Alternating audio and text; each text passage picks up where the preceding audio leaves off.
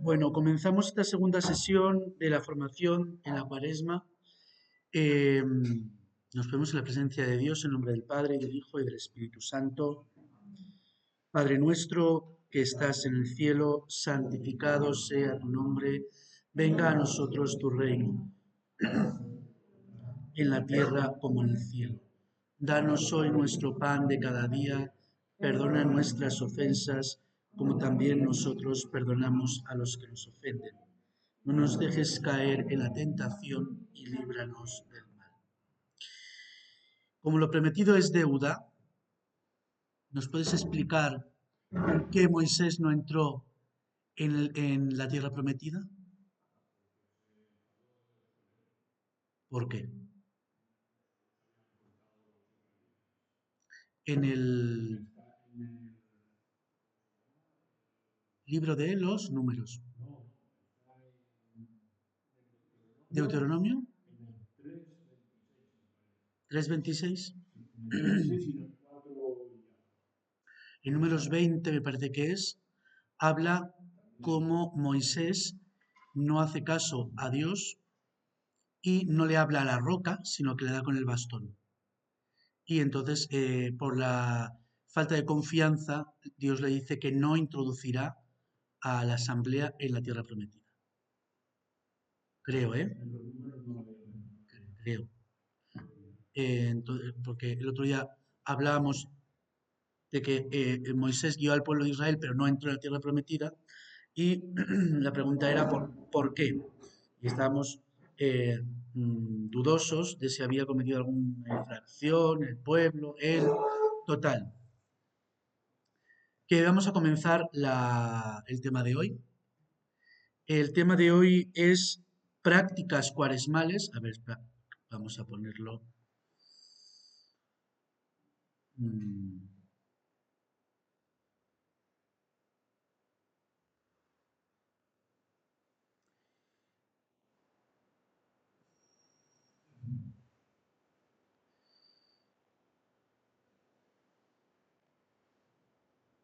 Prácticas cuaresmales.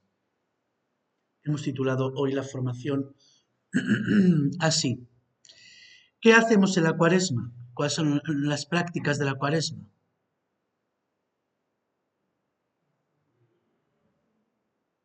El Trío Pascual es una práctica de la cuaresma. El ayuno. El Trío Pascual es una celebración que entra, la cuaresma acaba el Jueves Santo, aunque la penitencia acaba el sábado. Entonces está ahí. Sí, está ahí. No, el Triduo es una celebración. Una celebración. Prácticas cuaresmales, hemos dicho el ayuno, ¿no? La abstinencia, la limosna. Eso es de la vida cristiana. Eso es la vida cristiana. Pero sí entra dentro de. Y dentro de las oraciones, el Vía Crucis. Bueno, pues tenemos unas cuantas cosas de las que hablar. Hay tres penitencias. El otro día vamos ahora a explicar, ¿vale? Porque está muy bien la pregunta. ¿Se levantó un día un papa y dijo, vamos a rezar, a hacer ayuno y limosna? Pues no.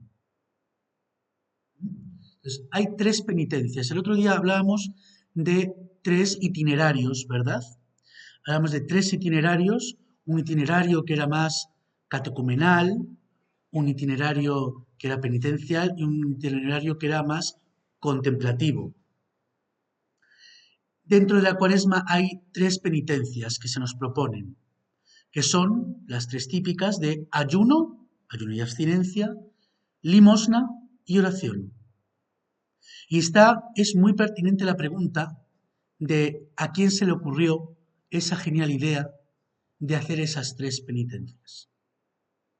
¿Sabéis? ¿Alguien sabe? ¿No?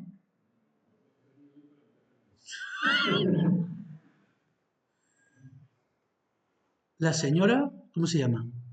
Belén. ¿Usted qué ha dicho ahora? Sí, señora. Ha conseguido usted la muñeca de la tómbola. La muñeca que rifábamos la ha conseguido usted. El crucifijo mejor.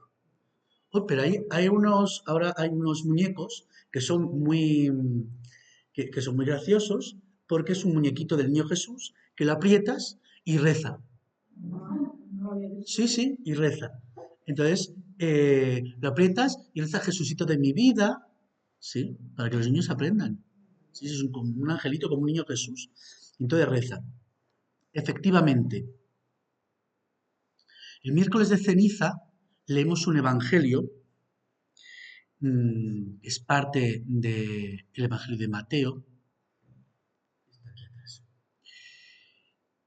que nos dice, Jesús dice a los discípulos, cuidad de no practicar vuestra justicia delante de los hombres para ser vistos por ellos, de lo contrario no tendréis recompensa de vuestro Padre Celestial.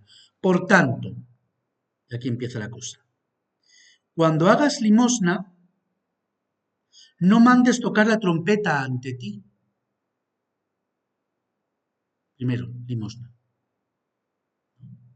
La Iglesia tradicionalmente ha elegido este texto para comenzar este periodo de penitencia.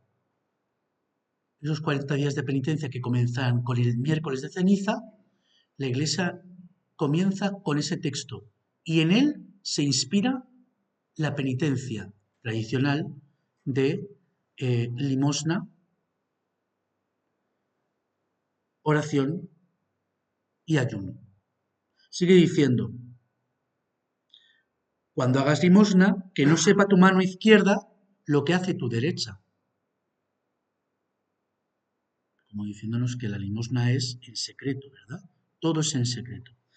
Cuando oréis, no seáis como los hipócritas a quienes les gusta orar de pie en las sinagogas y en las esquinas de las plazas para que los vean los hombres.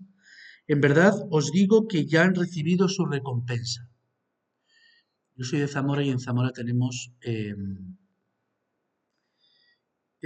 la Semana Santa y esos caperucios, ¿verdad? Que van tapados con la cara. Yo cuando voy a otras partes y veo que no van tapados, no es que sea mejor la Semana Santa de Zamora, que tenemos nuestras dificultades como todos, pero a veces me viene a la mente este texto. Fíjate, digo, nosotros vamos tapados, otros van como haciendo penitencia pero destapados, ¿no? Y me viene a la mente este texto. Cuando ores, entra en tu cuarto, cierra la puerta y ora a tu Padre, que está en lo secreto, y tu Padre que ve en lo secreto te lo recompensará. Y por último, cuando ayunéis, no pongáis cara triste.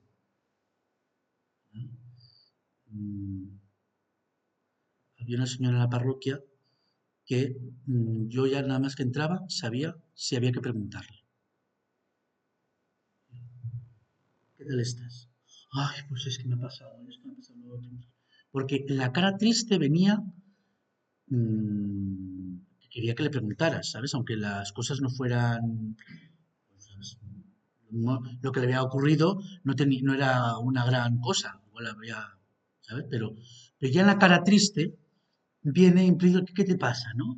Viene implícito ya una preocupación de los demás. No, cuando ayunes, no pongas cara triste. No hagas que los demás te vayan a preguntar, ¿qué estás haciendo? Penitencia. Sino que cuando ayunes, perfúmate la cabeza y lávate la cara, para que tu ayuno no lo noten los hombres, sino tu Padre que está en lo escondido. Y tu Padre que ve en lo escondido te recompensará.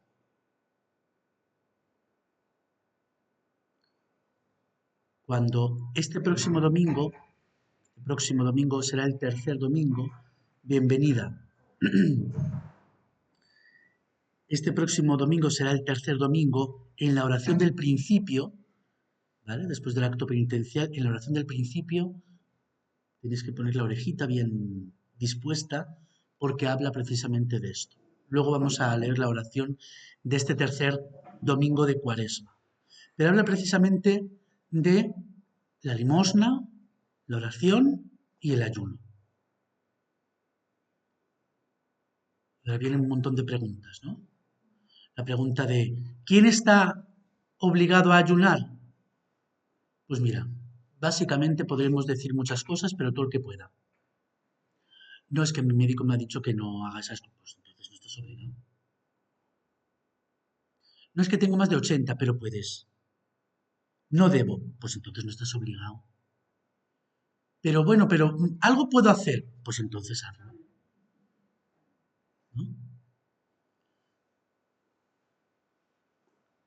Pero, pero podemos ayunar.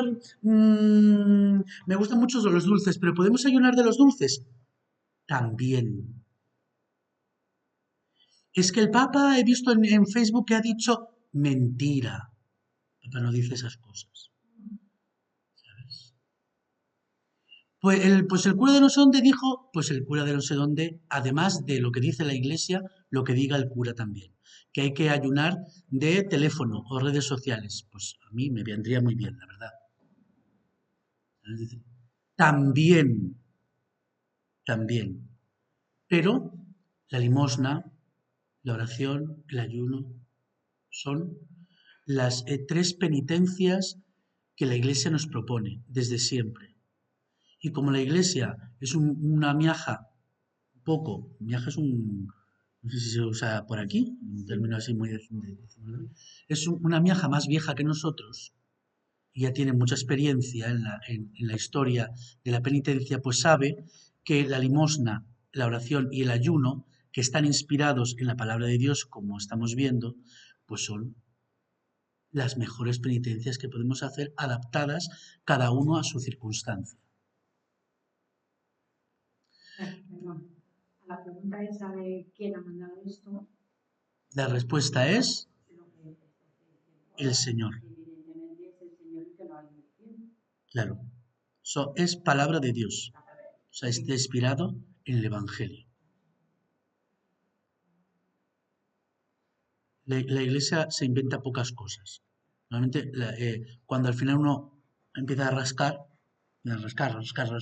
se encuentra con una tradición antiquísima que normalmente está sustentada en la Sagrada Escritura.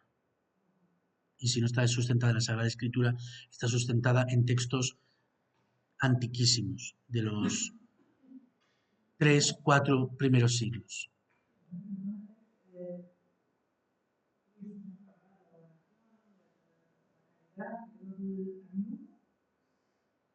El ayuno dice aquí, dice en el Evangelio de Mateo,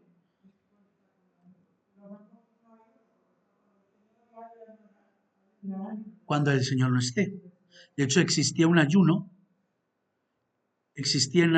yo no, ahora mismo no sé exactamente el dato, pero sé que existía un ayuno posterior a la ascensión hasta Pentecostés. Porque cuando se marcha el esposo no se va con la muerte. Uno ayuna el viernes y el sábado porque el esposo no está, pero vuelve la resurrección. ¿Pero cuándo se va? En la ascensión. Hasta Pentecostés, la iglesia no tiene ni al Señor ni al Espíritu. La iglesia hubo un tiempo o en algún lugar, en alguna que estaba indicado que era conveniente ayunar. De hecho, lo que sí sé es que en el rito hispano-mozárabe, los cristianos de mozárabes o los visigodos ayunaban los 2 días antes a Pentecostés. Eso sí,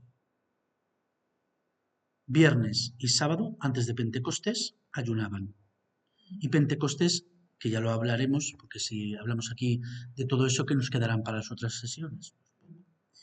Y Pentecostés era una gran fiesta similar a lo que estamos viviendo este año, el jubileo. Y una fiesta jubilar. Date cuenta que el jubileo para los judíos era los 50 años y Pentecostés es el día 50. Pero de eso hablaremos después de la publicidad o después de unos días, cuando toque en Pascua. Y entonces vamos a meternos con el ayuno y la abstinencia, porque claro, Uno dice, bueno, pues ¿para qué voy a ayunar? Decía un profesor mío que al final, cuando te preguntan por qué ayunas, la mejor respuesta es porque me da la gana. No porque al final nadie, o sea, al final uno empieza, bueno, pues porque la manda la iglesia, pues, y empieza el compañero de trabajo con el que tienes que comer ese día y no es creyente. Bueno, pues anda, que es una tontería. ¿Qué más da? Pues si en lugar de comer carne te comes una mariscada, bueno, pues es que ni carne ni mariscada. Es que, me explico, ¿no? O sea, al final, si empezamos a, uno, ceñirnos a una norma, sin buscarle un espíritu, o si empezamos a estrangular la norma, al final no tiene sentido. Y las normas son para mantener un espíritu, una simbología.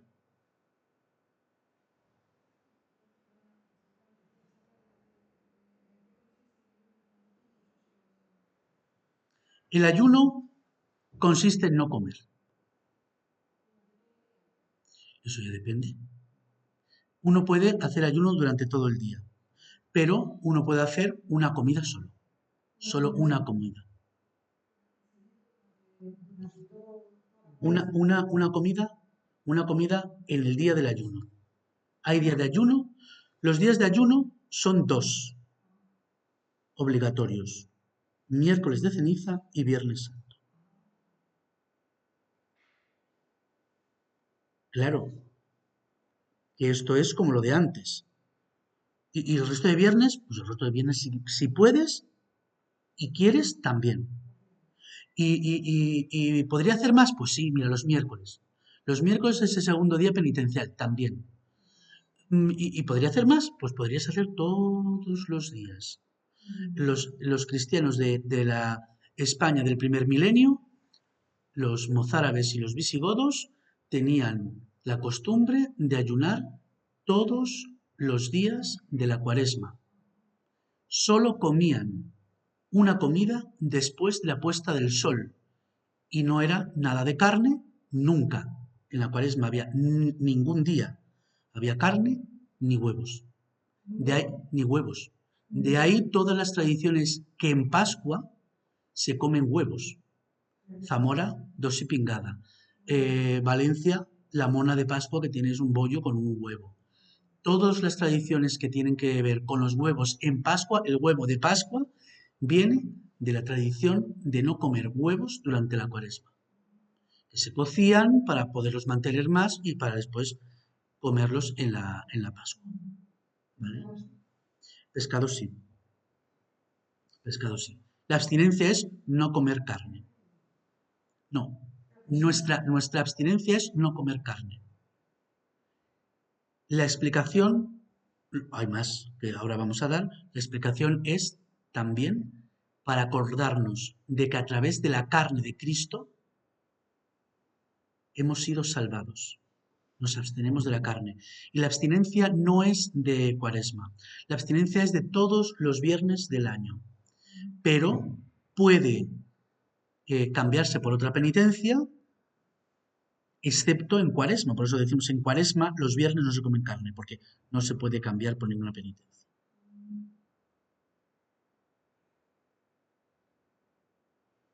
Paulinus, por ejemplo, él quiere hacer penitencia, pero le dan pollo el viernes. Entonces él reza el Salmo 50. Yo voy a rezar el Salmo 50 porque es una cosa penitencial.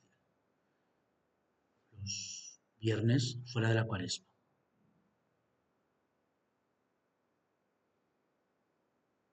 Por ejemplo, hace una penitencia para cambiarlo por la abstinencia fuera de la cuaresma.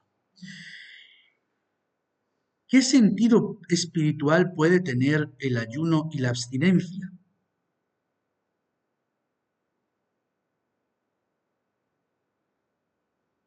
El primer domingo de la cuaresma, en España, en la España antigua, se llamaba Domingo de Cuaresma carnes tolendas, es decir, en la supresión de la carne.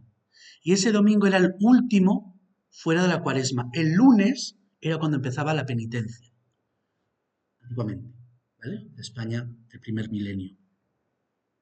Y había una oración ese día que era equivalente al prefacio nuestro, la acción de gracias de la misa.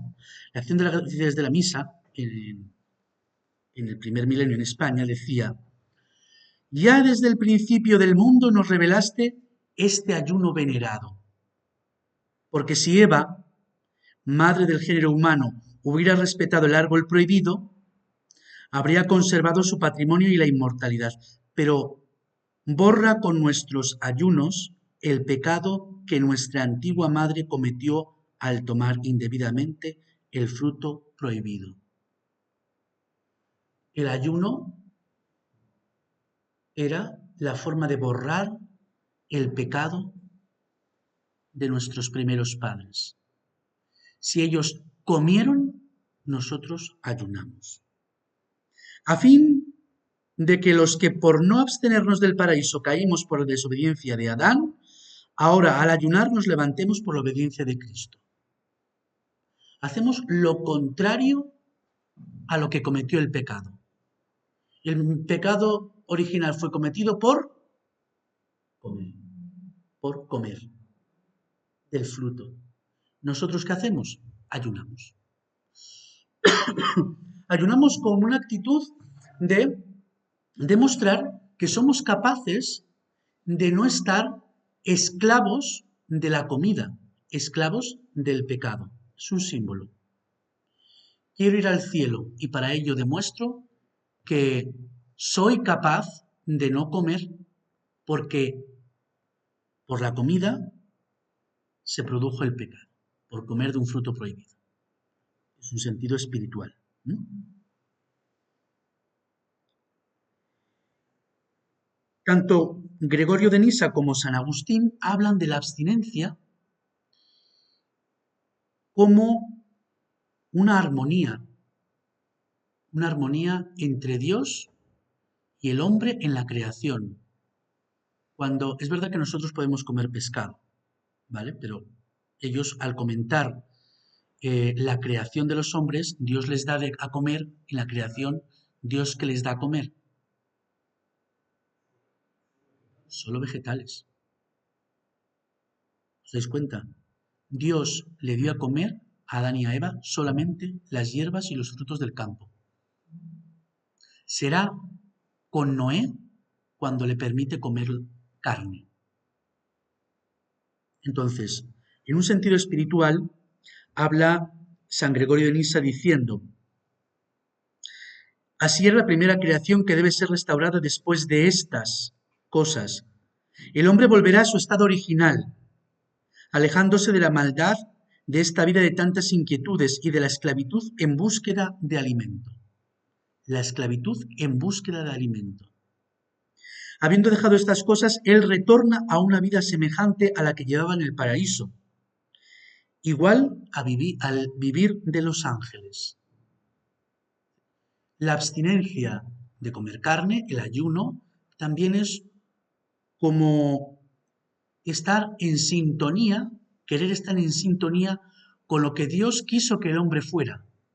Un hombre que vivía como los ángeles, en armonía con la naturaleza y en armonía con la creación. San Agustín dice, cuando comenta el texto de que Dios le da a comer las hierbas y los frutos del campo, San Agustín dice: estas palabras significan que el varón y la mujer usan los mismos alimentos que los restantes animales, porque los padres de la Iglesia comentaban que el león no se comía gacelas, que el león comía, igual que la gacela, la hierba del campo. Entonces hay un texto de Isaías que habla de todo esto. El cordero pacerá con el león. Es decir, la armonía primigenia, nosotros sabemos que esto no es, pero en aquella mentalidad, la armonía primigenia del origen, querer volver al origen, a lo que Dios quiso que nosotros fuéramos, uno de los elementos era esta armonía entre todos los animales y el hombre. De hecho, cuando Jesús va al desierto en las tentaciones, hay alguno de los textos, creo que es el Evangelio de Mateo, que dice que vivía entre las fieras.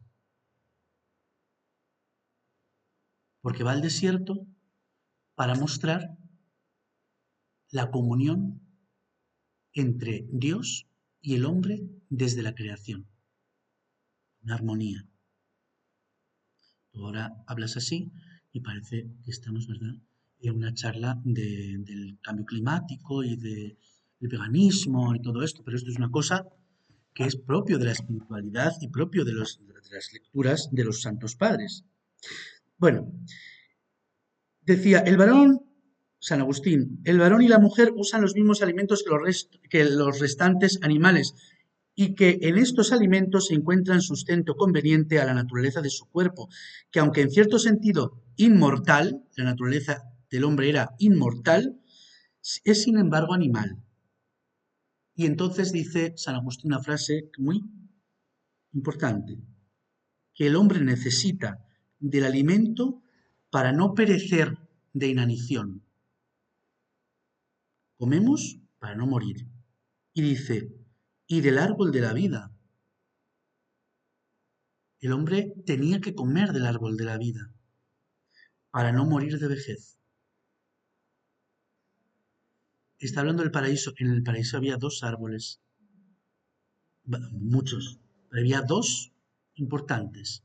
El prohibido, la ciencia del bien y del mal, y, como dice San Agustín, del que tenían que comer, que era del árbol de la vida. Después los padres identificarán el árbol de la vida del paraíso con la cruz de Cristo. Y los hombres podemos comer otra vez del árbol de la vida porque comemos de la Eucaristía, que es Cristo. Y entonces nosotros volvemos a hacer esto. Comemos la lentejita, o lo que sea, ¿verdad? ¿Qué has comido hoy? Sí. Paella. Comemos la paella para no morir, pero comemos de la Eucaristía para vivir eternamente. Son cosas diferentes, ¿verdad? Necesitamos de las dos. Comer el alimento para no morir, pero comer del árbol de la vida para vivir eternamente.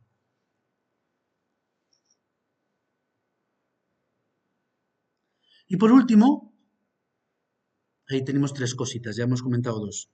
Y por último, el ayuno es como si anticipáramos el banquete del reino. Nos preparamos.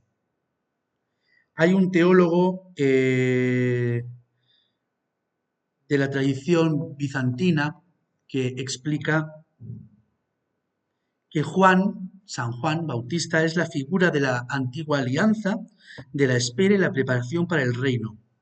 Y lo que hacía Juan Bautista era ayunar.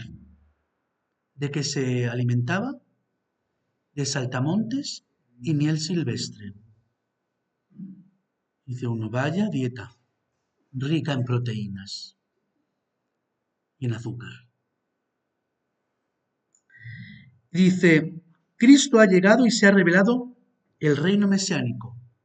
Juan era la figura del ayuno y Cristo continuamente está.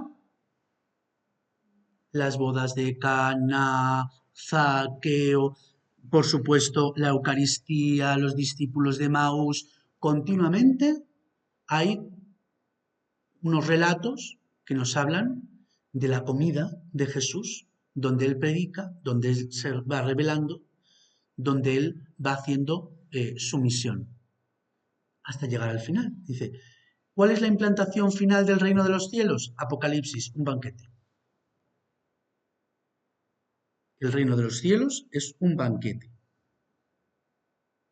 Y este teólogo cita, ¿podéis hacer ayunar a los amigos del novio mientras el novio está con ellos?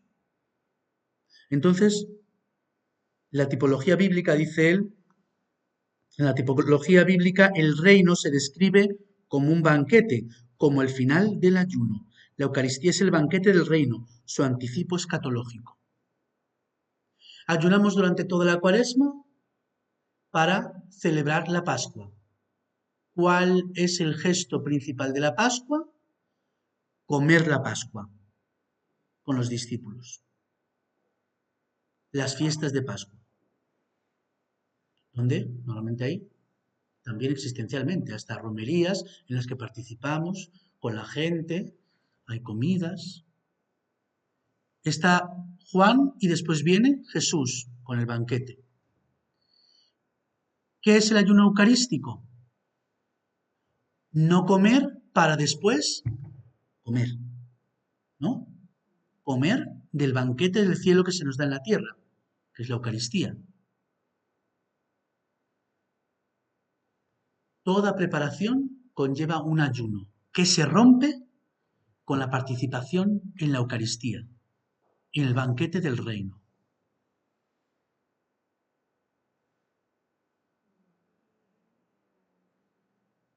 Sí.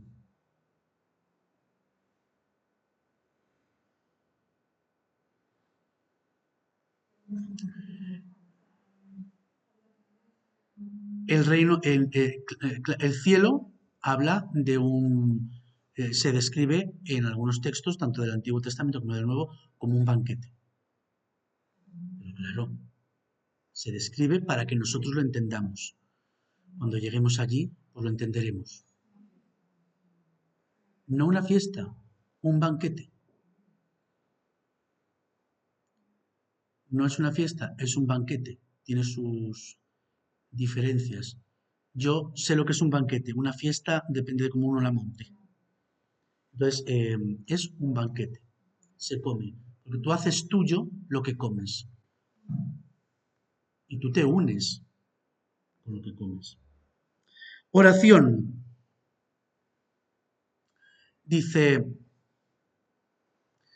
uno, pues hombre, no sé qué le parecerá a ustedes, pero a mí me parece que la oración no es penitencia. La oración no es penitencia. ¿O sí? A veces es que es penitencia. Hablar con Dios. No, hombre, no es penitencia el hablar con Dios, pero tú hay veces que hablas con Dios y estás haciendo penitencia porque estás de una manera, en una situación y estás, yo qué sé. En el antiguo, cuando tú te confesabas, era una penitencia que era una oración. Luego dice, ahora está en desuso. Es una penitencia de oración. Con lo cual nuestro subconsciente lo mata. Pero a mí no me parece. Cuando lo has dicho de primera, has dicho ¿Verdad? El hablar con Dios no es que sea penitencia. ¿Verdad? No es penitencia.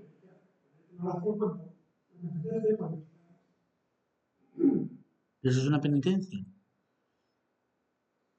Había una catequista que cuando yo era muchacho, yo creo que todos los de nuestra generación, ninguno rezamos ya el rosario. Porque la catequista, cuando nos portábamos mal, nos ponía a rezar el rosario. Y dice uno, si eso es un castigo, yo, que ahora me porto bien, bueno, tampoco sé si me porto bien. Bueno, el caso es que, digo, pues hombre, no sé, no voy a rezar el rosario. Bueno, si lo rezo a veces, pero dice uno, no creo que los de mi generación vayan a rezar el rosario o los de la parroquia, porque era el castigo que te ponían. Dice, entonces la oración, ¿qué es la oración? Una relación con Dios.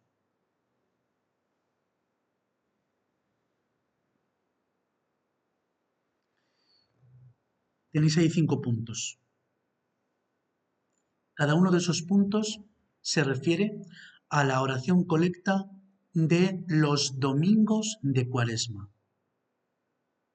Sabéis que la primera oración es la que marca la intención de la misa. Llega uno despistado el 8 de diciembre y resulta que, medio del Adviento, ¿verdad? En que las oraciones colectas, se llama oración colecta, la primera, la que va después del acto penitencial o del Gloria, dependiendo de la celebración, ¿verdad? Antes de las lecturas. Y viene uno despistado y resulta que se encuentra ahí y dice, oh Dios, que preservaste a la Virgen María de toda mancha de pecado original. Hombre, la Inmaculada. Porque no me había yo dado cuenta de que estamos en el Día de la Inmaculada. Llega uno despistado y resulta que esa oración habla de los mártires. Esa oración marca, digamos, la petición general, la temática, el motivo de la celebración. Es decir, marca la oración, la intención de la oración de ese día. Pues si es por los difuntos, se mencionan los difuntos. Si es por un difunto, se menciona al difunto. Si es de Cuaresma, hablará de los temas de la Cuaresma. Si es de Pascua, hablará de los temas de Pascua. Hay diferentes temas, ¿no? Para la Cuaresma hablará de misericordia, de perdón, para la Pascua hablará de la vida eterna, del gozo, de la resurrección, de la luz. ¿Vale? Entonces, ¿cuál es el tema de la oración de los domingos? Luego se repite, y en el resto de días, en el resto de... Pero es interesante conocer esto. Dice, ¿qué es la oración en Cuaresma? La oración en Cuaresma es conocer los misterios de Cristo. A través de la oración conocemos los misterios de Cristo. Nos unimos a Él, como rezamos y hablamos con Él, podemos contemplar sus misterios, su vida. Sí, vida. Los diferentes momentos de su vida.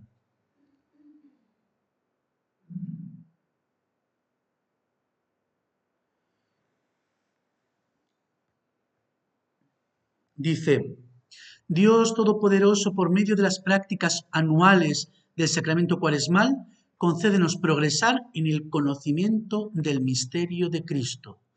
La oración toda, en Cuaresma, la intensificamos para conocer y comprender mejor los misterios, entre ellos el misterio pascual de la muerte, sepultura y resurrección del Señor, que vamos a vivir. Porque la Cuaresma nos prepara a vivir eso, ¿verdad? Para poderlos contemplar y conocer mejor, no hay nada como vivir al lado de Dios, con Él, con una relación con Él, hablar con Él. La oración es eso.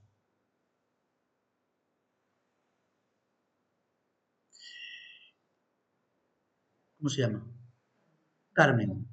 ¿Usted tiene alguna vecina a la que quiere mucho? ¿Sí o no? ¿Alguna? ¿Alguna habrá? ¿Cómo se llama? Pues yo no la quiero. Porque no la conozco. Se da cuenta, ¿no? Es decir, yo no puedo querer y amar a quien no conozco. La oración es para conocer y amar al Señor. En Cuaresma hay que conocer y amar a Dios. También el resto del año. Pero en Cuaresma intensificamos para conocer el misterio central de nuestra fe. Por si no conocemos, no podemos amarle. Dice, la oración es eso también, pero es ponerse en oración, en relación con Dios, en escucha. La antífona de comunión es no solamente de pan vive el hombre, el de este primer domingo de Cuaresma, no solo de pan vive el hombre, sino de toda palabra que sale de la boca de Dios. La palabra que sale de la boca de Dios, que está fundamentalmente en la Escritura, con ella, con la Biblia, nosotros conocemos a Cristo. Y la oración, después de la comunión, la última de la misa, dice, habla también de esto, se le pide al Señor que nos enseñe a vivir constantemente toda palabra que sale de su boca. Con lo cual, primera cosa, conocer. Segunda, contemplar. Ayer se leía la transfiguración del Señor, segundo domingo, y el texto decía, su rostro cambió.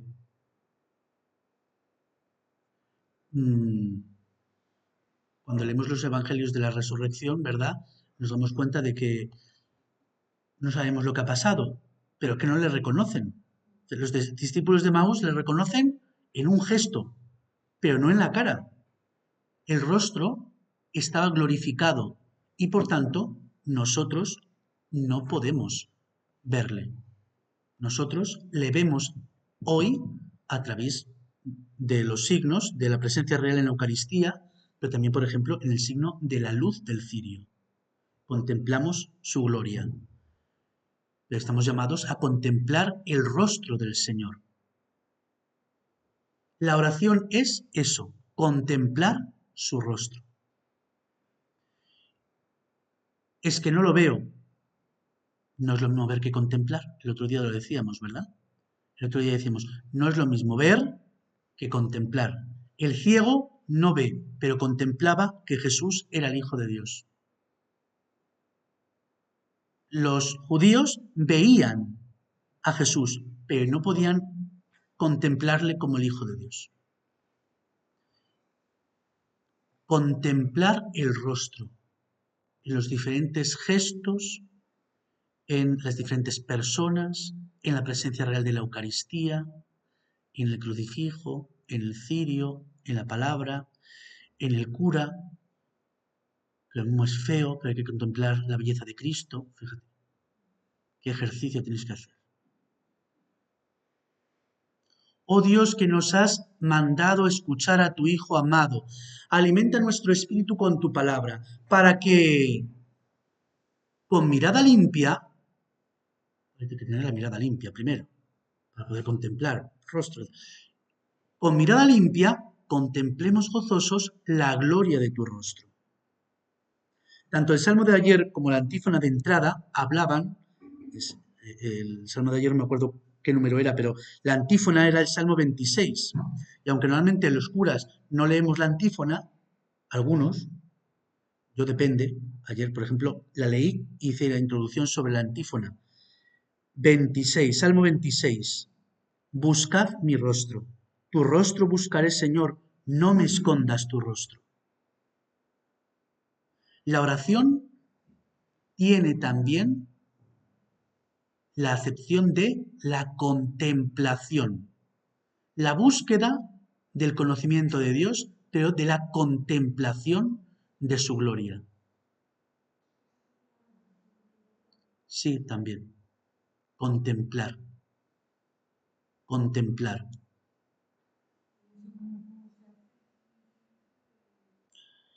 Pues eso habría que hacer ejercicios prácticos de contemplación. No solamente es estar en silencio, porque en silencio no se está nunca. Porque el silencio es perder el tiempo. Don Santiago, luego dice él que hay que guardar silencio, porque una cosa es el silencio sin nada y otra cosa es que nosotros hacemos un silencio exterior para poder meditar en el corazón una palabra, un pensamiento, un versículo, una situación, algo que el Señor nos ha traído a través de su palabra o de los diferentes signos.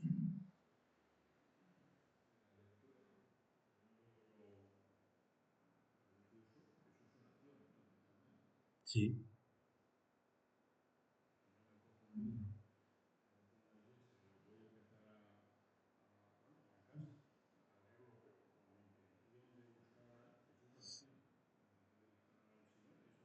Sí.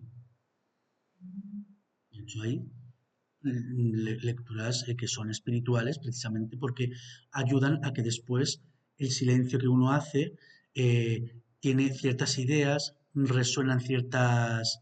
Pero claro, tiene que ser una lectura que no digas, hoy me tengo que meter el capítulo 4. No, hoy tú no tienes que meter, si vas a dedicar una hora, hoy te tienes que meter una frase o el libro entero, porque depende de cómo tú te encuentres y de lo que te diga el libro. Porque si con una frase vas a estar meditando 1 hora, pues fíjate tú, pues ya tienes un libro casi para toda la vida. Pero si te lees un capítulo, 25 hojas y no te dice nada, pues sigue leyendo. Eso también es una práctica, es una... Sí, pero también la lectura también es oración. Ojo, con la anécdota esa que cuentan, ¿eh? Sí. Se puede, van a preguntar al director espiritual, le dice, ¿se puede rezar mientras uno fuma? Claro que se puede rezar mientras uno fuma. Le pregunta al otro, dice, ¿se puede fumar mientras uno reza? Y dice, no, por supuesto que no.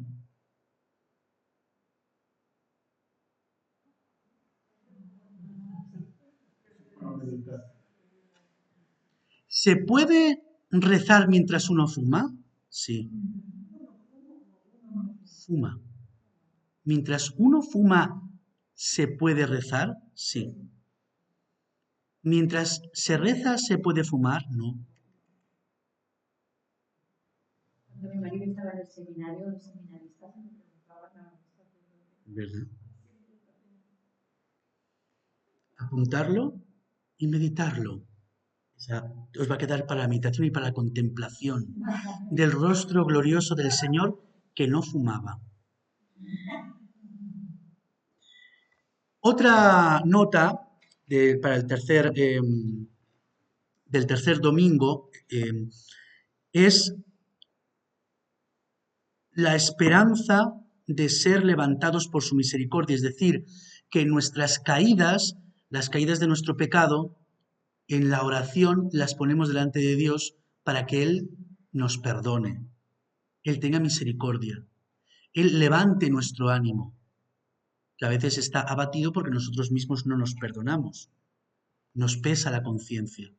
Dice, oh Dios, autor de toda misericordia y bondad, que aceptas el ayuno, la oración y la limosna como remedio de nuestros pecados, mira con amor el reconocimiento de nuestra pequeñez y levanta con tu misericordia a los que nos sentimos abatidos por nuestra conciencia. Eso es la oración colecta del domingo tercero de Cuaresma.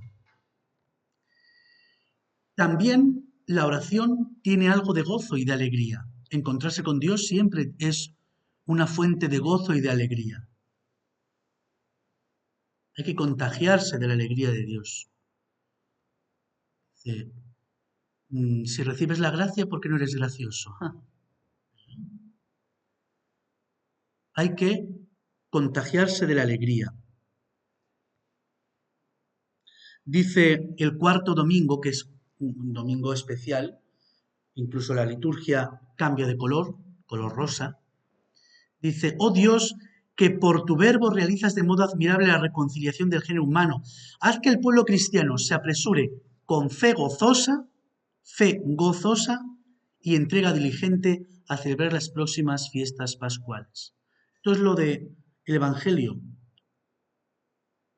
No vayas con cara triste, perfúmate y lávate la cara, que se note el gozo de estar con el Señor. La antífona de entrada habla de la alegría. Alégrate, Jerusalén, reuníos todos los que la amáis. Y la antífona de comunión, cuando se lee el Evangelio del Hijo Pródigo, es la frase del padre al otro hijo, al que se queda en casa. Deberías alegrarte, hijo, porque este hermano tuyo estaba muerto y ha revivido, estaba perdido y lo hemos encontrado. La alegría que da conocer a Cristo, contemplar su rostro, recibir la misericordia y caminar junto a Él en el amor que nos salva. El amor de Cristo nos salva. Y es la experiencia que tenemos que tener en la oración. Cuando el pueblo de Israel sale de Egipto, cruza el Mar Rojo y el Mar Rojo se vuelve contra los egipcios. Y dice que al volverse, vieron a los egipcios muertos en la orilla. Y entonces, cuando vieron aquello, cuando vieron que habían sido salvados, creyeron en el Señor y en su siervo Moisés y entonaron este canto, el primer canto de la Biblia. Entonaron un canto. Nosotros nos alegramos, pero en la oración descubrimos que Dios no solamente es misericordioso, sino que nos salva. Dice, te pedimos, Señor, Dios nuestro, que con tu ayuda avancemos animosamente hacia aquel mismo amor que movió a tu Hijo a entregarse a la muerte por la salvación del mundo. Descubrimos la salvación. La antífona de entrada es del Salmo 42. Hazme justicia, oh Dios, defiende mi causa, contra gente sin piedad. Sálvame del hombre traidor y malvado, porque tú eres mi Dios y mi fortaleza. La oración nos hace descubrir que Dios nos salva. Son aspectos de la oración que en Cuaresma la intensificamos para intensificar los acentos.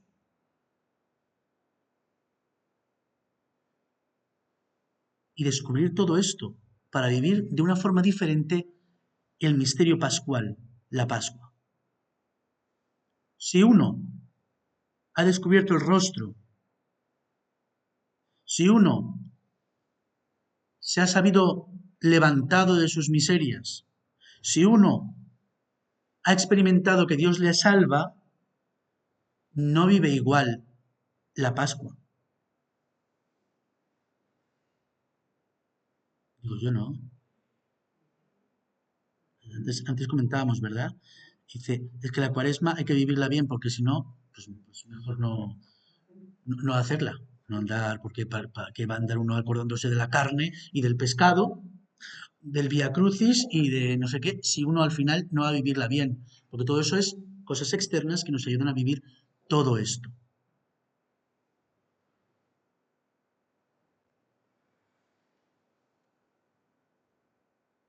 Limosna. ¿Qué es la limosna?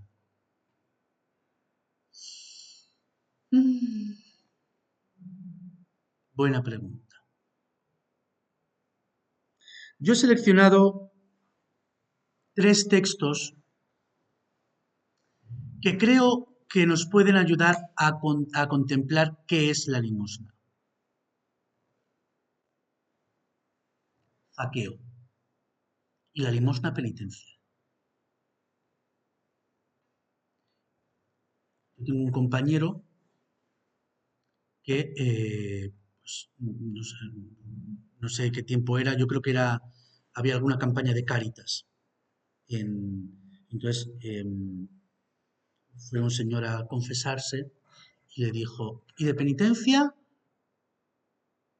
Una limosna para Cáritas. Donativo para Cáritas. Y le dijo el hombre, como un poquito enfadado, y dice, eso no es penitencia. Y dice, no, pues 2. 2 limosnas para Cáritas. Y dice, entonces ya no dijo nada. Y dice, porque supondría que ya 2 donativos era suficiente de limosna, ¿no? Y suficiente penitencia. La limosna también es penitencia. Porque la limosna nos quita algo de lo nuestro para dárselo a los demás. Repara el pecado. Repara nuestro pecado. Eso son cosas de los curas. Eso es cosa del Evangelio. Zaqueo. Lucas 19. Jesús entra en Jericó, atraviesa la ciudad. Un hombre llamado Zaqueo, jefe de publicanos y rico, trataba de ver quién era Jesús, pero no podía a causa de la gente porque era de pequeña estatura. Y adelantándose corrió y se subió a un sicómoro para verlo. Ahí lo tenéis, subido al sicómoro. Y adelantándose corrió y se subió. Iba a pasar por allí Jesús y al llegar a aquel sitio levantó los ojos y le dijo, Zaqueo, date prisa y baja, porque es necesario que hoy me quede en tu casa. Él se dio prisa en bajar y lo recibió muy contento. Al ver esto, todos murmuraban, diciendo, ha entrado a hospedarse en casa de un pecador. Pero Zaqueo de pie dijo al Señor, Zaqueo, pecador, se quedaba con el dinero que no era suyo. Dice, mira Señor, la mitad de mis bienes se la doy a los pobres. Y aquí viene la reparación del pecado.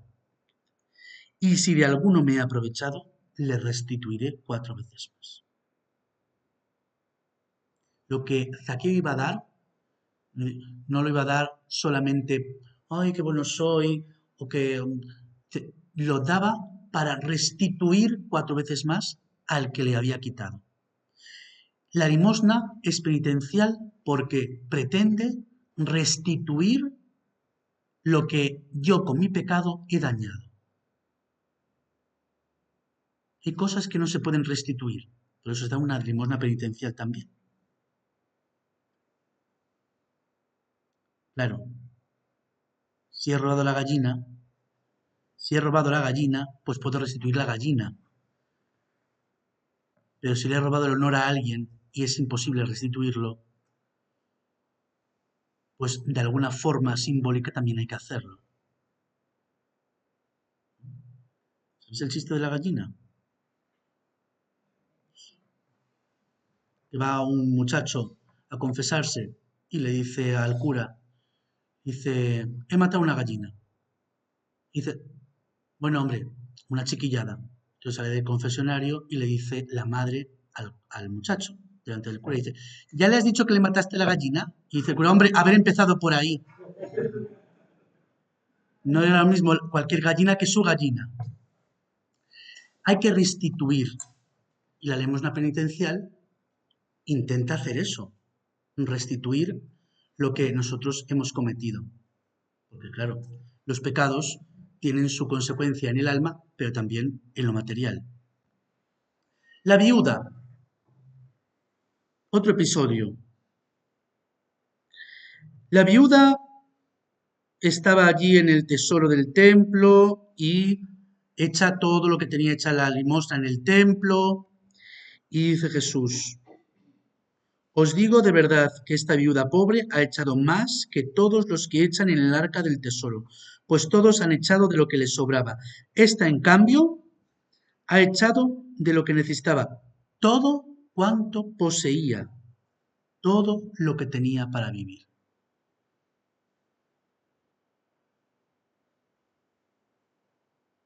Entonces ahora yo ya os voy a dar la cuenta de la parroquia para que allí pues hagáis una transferencia de todo el dinero que tenéis. No. Consiste en cambiar de mentalidad. Bueno, si queréis darlo, no voy a decir yo que no, pero consiste en cambiar de mentalidad. Que todo lo que posee para vivir no lo entiende como algo propio, sino algo del Señor, algo del templo, algo del Señor. Y por tanto, lo he de administrar para bien mío y de todos los que pasan por mi vida, y de todos los hombres. No hay mayor limosna, porque esto es todo, todo, toda la vida y todos los bienes. Entenderlo de otra manera. Y esto ya no es una limosna de Cuaresma, esto ya lleva tiempo. Y aquí se nos ha colado Zaqueo. Pero el título de ahí es La mujer, no es ese título, porque está mal. Es Judas. Mejor dicho, el título no es, será Judas, pero es Judas y la mujer del perfume. O la falsa limosna, podríamos decir. 6 días antes de Pascua fue Jesús a Betania, donde estaba Lázaro, al que Jesús había resucitado entre los muertos. Allí le ofrecieron una cena, Marta servía, Lázaro era uno de los que estaban con él a la mesa. María tomó una libra de perfume de nardo puro, muy costoso. Ungió los pies de Jesús y se los secó con sus cabellos, y la casa se llenó con la fragancia del perfume.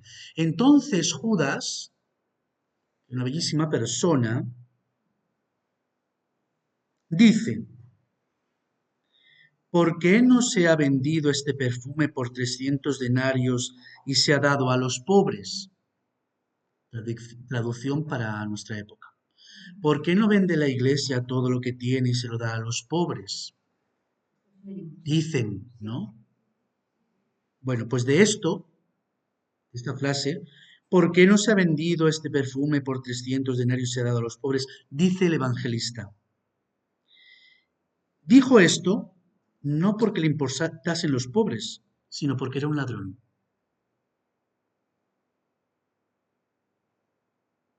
Ojo con quien habla mucho de los pobres, pero no se le ve que haga nada por los pobres. Porque hay dos cosas que se puede hacer con los pobres: vivir con los pobres o vivir de los pobres.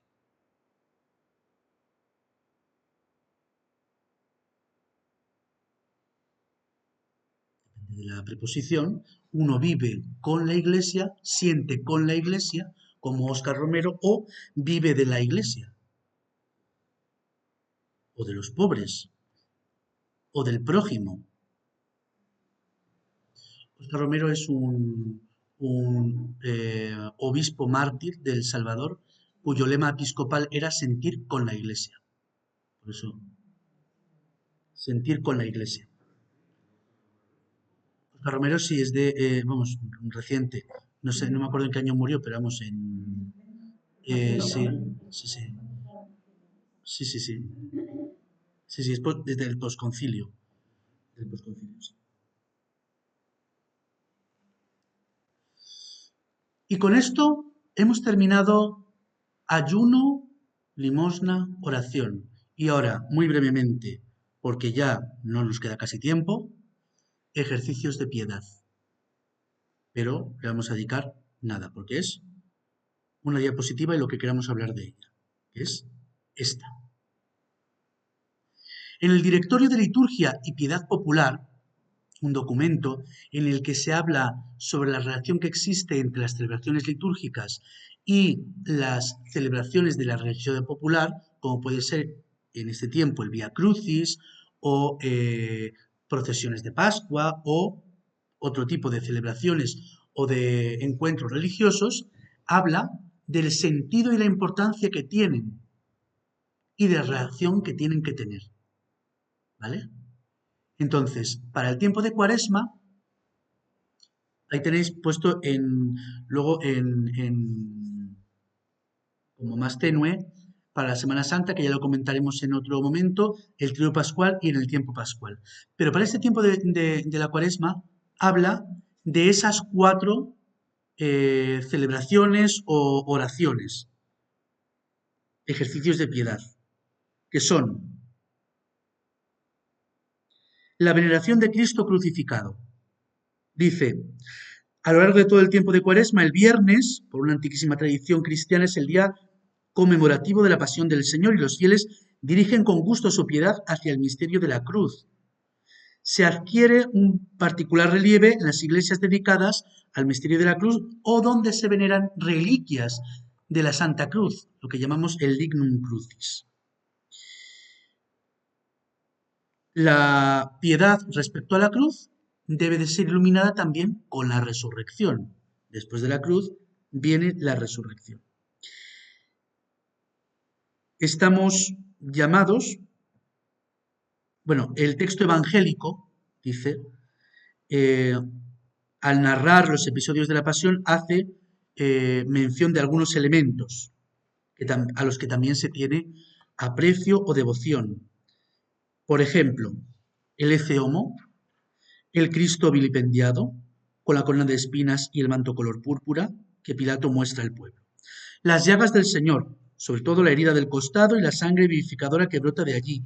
Los instrumentos de la pasión, como la columna, la escalera, el pretorio, la coronación de espinas, los clavos, la lanza, o también la sábana santa o el lienzo de la deposición. son elementos a los que se puede mirar, se puede tener presente en este tiempo de Cuaresma. La lectura de la Pasión. Dice, durante el tiempo de Cuaresma, el amor de Cristo crucificado deberá llevar a la comunidad cristiana a preferir el miércoles y el viernes, sobre todo para la lectura de la Pasión del Señor. Cuando yo era párroco, en algunas ocasiones, el viernes celebramos el Vía Crucis, el miércoles hacíamos una lectura de la Pasión. Vamos cambiando, como hay 4, ¿verdad? Pues íbamos cambiando y se hacían, no todos los miércoles, pero algún miércoles se hacía. El rezo del Vía Crucis, creo que no hace falta hablar mucho del rezo del Vía Crucis y de su importancia. Su forma actual está atestiguada en la primera mitad del siglo XVII por San Leonardo de Porto Mauricio. Hay diferentes Vía Crucis, diferentes fórmulas, por ejemplo aquí el Padre Manuel pues, lo hace muy bien con textos de santos, de autores espirituales. Hay formas tradicionales, hay otras formas más bíblicas.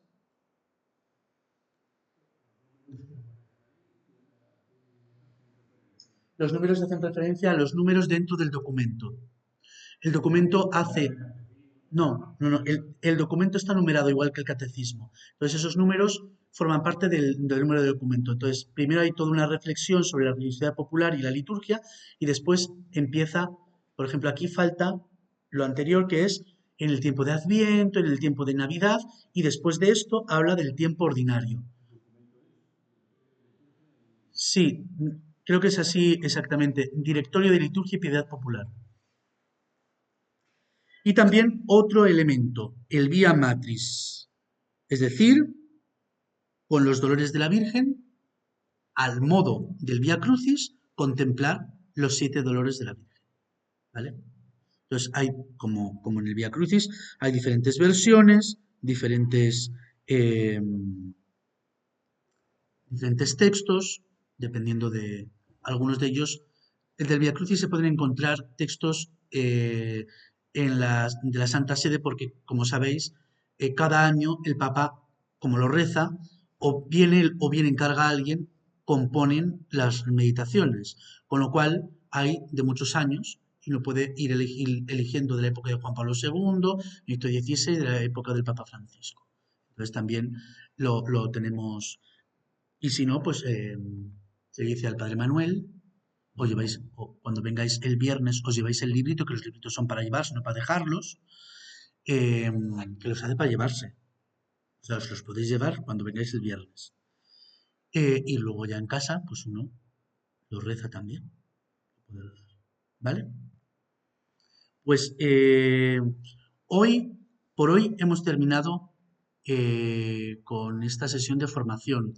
El próximo lunes continuaremos. Y el próximo lunes lo que vamos a ver es el sentido espiritual del Domingo de Ramos.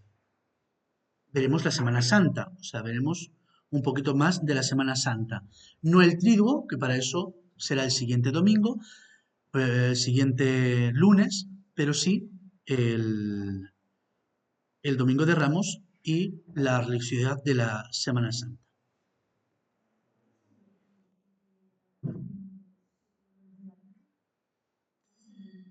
Pues creo que es de la orden de los servitas, de los siervos de María.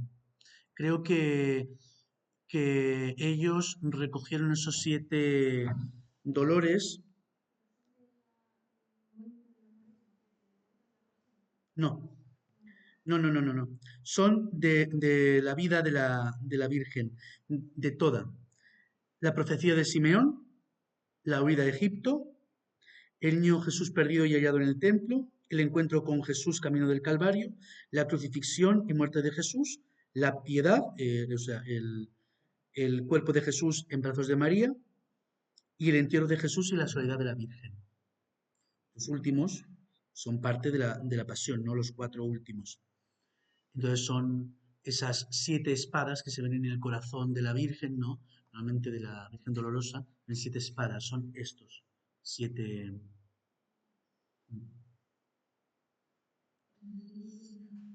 Bueno, pues son menos cuarto, ya es hora de...